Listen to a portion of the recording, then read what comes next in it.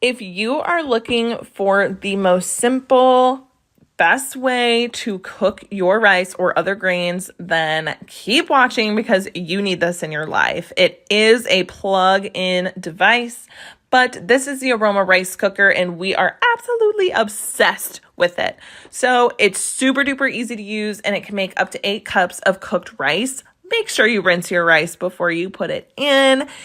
But all you do is you put your rice in and then you fill the thing up with the same amount of water that you did rice. So we did 3 cups of rice, and so we would use 3 cups of water, and it comes with this cap, making it super duper easy to use.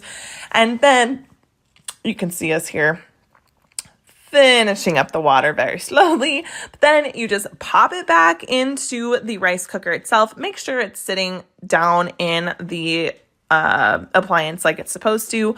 You lock in the lid, plug it in, turn it on, and all you have to do is push the white rice option, and it is going to cook the most perfect white rice you could possibly dream of. Absolutely delicious. 10 out of 10. Totally recommend.